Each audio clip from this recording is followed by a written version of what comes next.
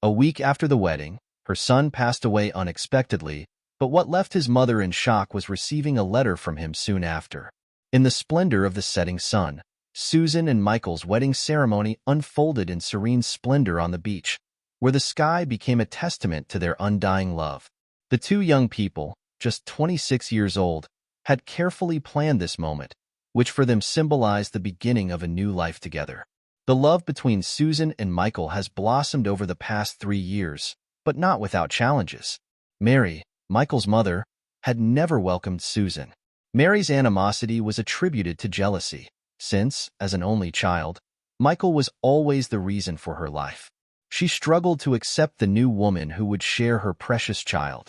David, Michael's father, had a different view and, unlike his wife, saw Susan as an ideal companion for his son. For Susan, marriage was a milestone of renewal and belonging. Orphaned from an early age, she would find Michael's family a refuge of love and stability. The wedding was attended only by her Aunt Linda, as Susan had lost contact with other relatives after the tragic car accident that claimed her parents. Michael and Susan were planning a honeymoon in Paris, but Michael had promised a surprise before the trip. As the party progressed, Michael asked Susan to meet him at a more secluded spot on the beach, where he wanted to set her up for a special surprise. When Susan arrived at the agreed location, the scene that presented itself was one of desolation. Michael was unconscious, leaning against a rock, the sea waves crashing violently around him.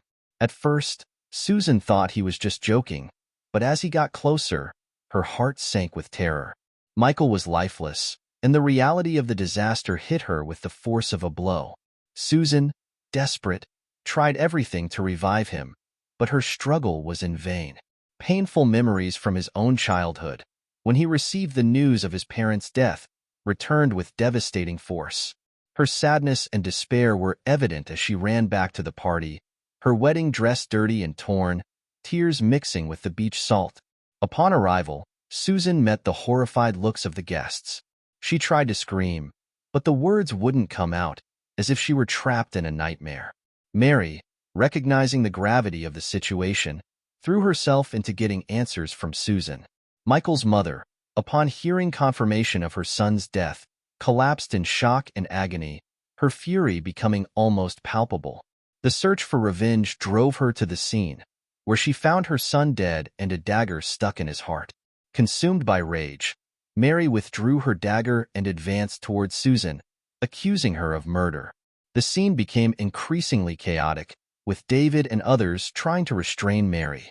Mary's accusation was as brutal as it was wrong, and Susan tried desperately to explain the truth. She reiterated her love for Michael, insisting that she would never harm him. The arrival of the police brought some order to the chaos. After listening to witnesses and understanding the situation, the police managed to convince Mary to abandon the weapon, even though the pain and desire for revenge were still evident. Upon arrival, the testimonies of those present took place. Susan, her voice cracking with emotion, recounted in detail the events that led to the tragedy. It soon became evident to her that the police, as well as Mary, were convinced of her guilt for the crime. Some guests reported that the last time they saw Michael alive, he was happily chatting with his wife before walking away alone towards the place where he would be found, stuck with a dagger in his heart. Shortly afterwards, the bride was seen walking stealthily in the same direction and, moments later, returned as if she had been swept away by a storm, announcing the death of her husband. Witnesses, possibly detective novel enthusiasts, stated with conviction that the bride's desolate state indicated a physical struggle with Michael before she plunged the dagger into him. Detective James, responsible for the case, revealed that the main difficulty lay in the attitude of the victim's mother, who, when removing the dagger from Michael's heart, approached Susan and left her fingerprints on the murder weapon. Now, it would be crucial to identify whether there were other people's fingerprints on the blade to uncover the real killer. Mary, convinced that Susan had murdered her son, watched the young woman who, still shaken by the shock of the sudden loss of her husband, did not understand the complexity of the situation with the police. The fact that Susan was seen stealthily walking towards the scene of the crime made her the prime suspect. The situation worsened when she mentioned that they had agreed to meet alone on the beach, as Michael had a surprise for her. The police searched the crime scene and did not find any object that could be considered as the gift that Michael intended to give his wife, reinforcing the suspicion against Susan. During the interrogation, conducted in such a way as to incriminate her, Susan, deeply shaken, did not realize the traps set against her. When she finally understood, she was already being arrested for murder. In disbelief, he tried to argue his innocence, but it was too late. Dressed in her wedding dress, she was taken to a cell at the police station, where the other inmates found her appearance strange. In addition to facing the longest and most terrible day of her life, Susan became the target of unpleasant jokes. The next day, Susan's Aunt Linda arranged for a lawyer to take over her niece's case, and she was released on bail. Back home, Susan was finally able to take off her wedding dress, now reduced to a rag, after a long hot shower that reduced her to tears. He decided to attend Michael's wake, which would take place later that day. Upon arriving, she was greeted with nasty looks and distrust. As soon as Mary saw her daughter-in-law entering the chapel, she released Michael's hand on her coffin and moved forward to expel her from the place. It was audacious for Susan to visit, after everything that had happened. Mary angrily exclaimed to Susan, "You're a murderer! My son's murderer! Get out of here!" The widow tried to argue that she had the right to say goodbye to her husband, but Mary replied that if Michael was dead, it was solely Susan's fault. Unable to understand how someone she loved so much could take his life, Susan tried to convince her mother-in-law of her innocence, but Mary wouldn't listen. David, witnessing his wife's loss of control, decided to intervene. He approached Mary and declared that it was Susan's right to say goodbye to Michael. Although skeptical about his daughter-in-law's guilt, he allowed her to approach the coffin. There, Susan said goodbye to her great love with tears streaming down her face, murmuring words of love and regret for not having realized Michael's opportunity to not be alone in that fateful moment. She would never forgive herself for letting him go to that desolate place. After the wake ended, Michael was cremated and his ashes were thrown into the ocean. 3 days later, the reading of Michael's will took place. Despite his youth, the young man had left a document stipulating that a good part of his assets would be destined for his wife. Susan was incredulous to learn that Michael had made a will, and, even more so, that he had named her as the main beneficiary. Upon hearing the terms, Mary was outraged, unable to accept that her daughter-in-law, whom she accused of taking her son's life, would inherit the estate. Susan, still shaken by the loss of her great love, vowed to do everything to prove her innocence and get her life back on track. Feeling lost and without prospects, she went to her Aunt Linda's house. From one day to the next, his life had changed radically. She, who had married with so much love, now faced the pain and struggle to prove her innocence. Susan began to feel ill, dizzy, and nauseous, attributing the symptoms to stress. However, Linda suspected something else was going on and went to the pharmacy. 15 minutes later, Linda handed him a pregnancy test, with a look of doubt. Susan, in disbelief, looked at her aunt without understanding that the family was about to multiply. Still shaken, she decided to take the test, and when she saw the 2 pink lines appear, she sat down, devastated. In addition to being a widow and accused of murder, Susan was now pregnant. What would you do now, expecting a baby and feeling completely alone? Linda hugged her, assuring her that she was not alone in the world. Although he had lost his parents, he always had the constant presence of his aunt. Susan decided to hide the pregnancy from her in-laws, not knowing how Mary would react to such a revelation.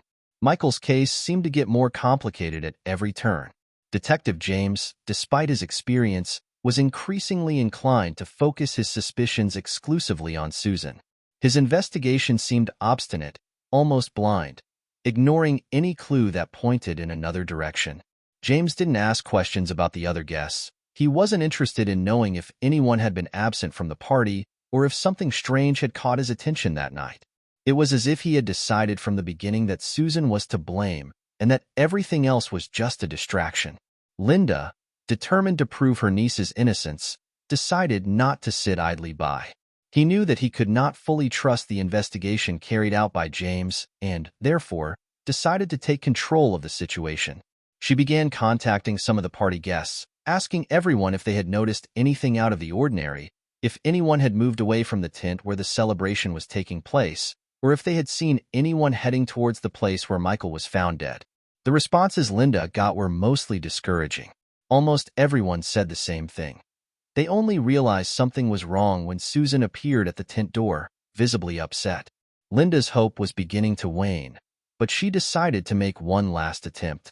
He called Karen, a distant cousin who, with her habit of observing other people's lives, might have noticed something that others hadn't. Karen did not disappoint. Although he liked to create suspense, he soon told Linda that, yes, something out of the ordinary had happened that night.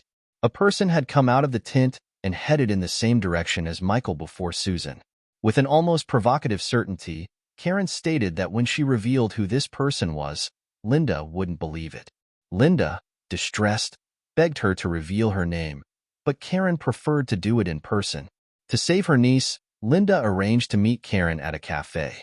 The meeting was scheduled for exactly 1 week after Michael's death.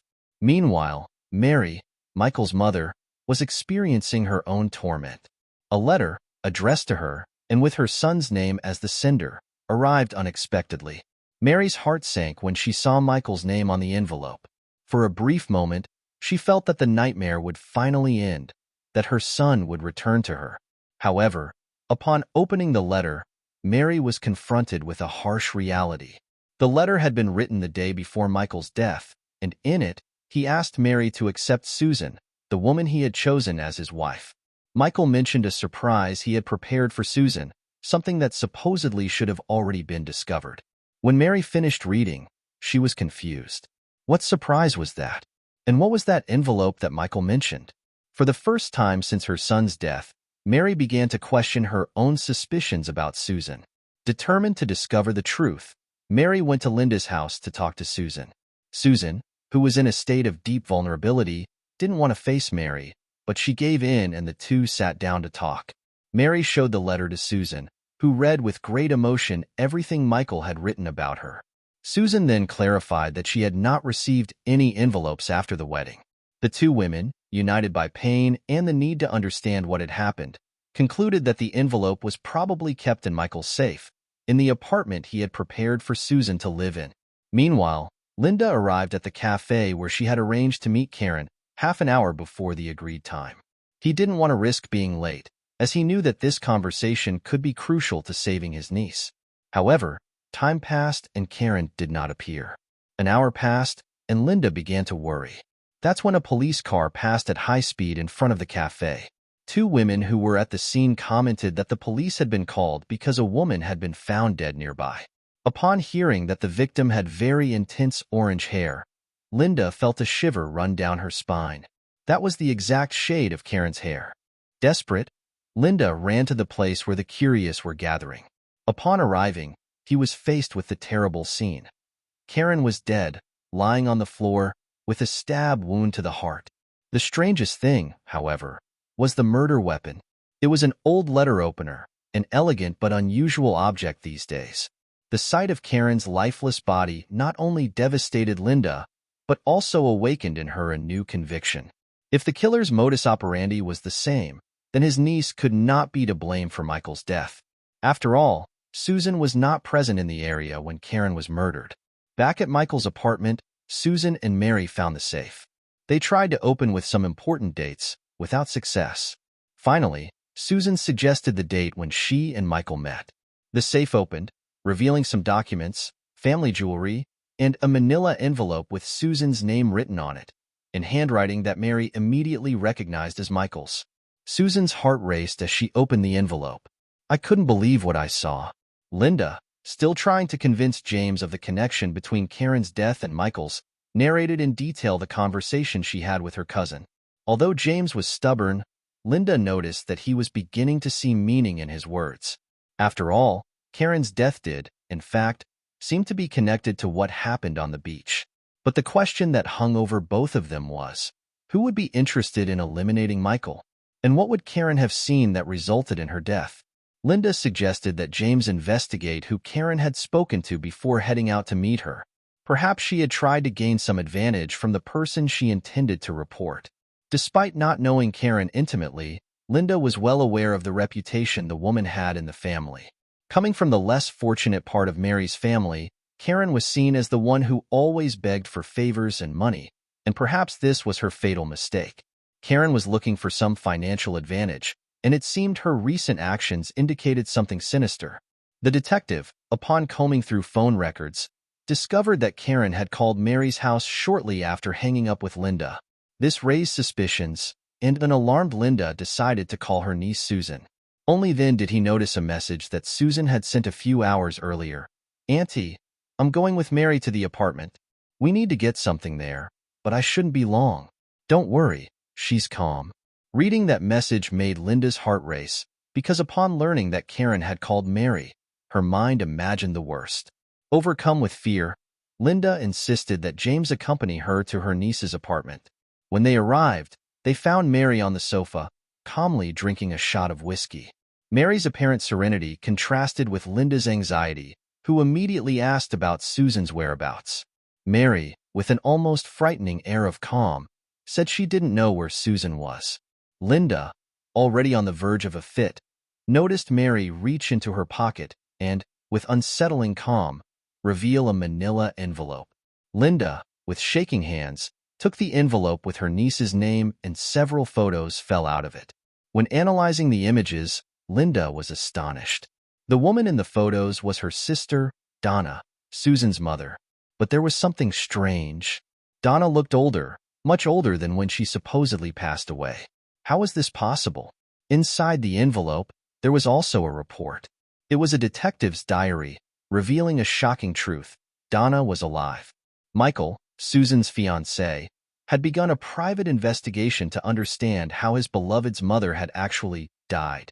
The young man discovered that Donna, far from being dead, was alive and hiding.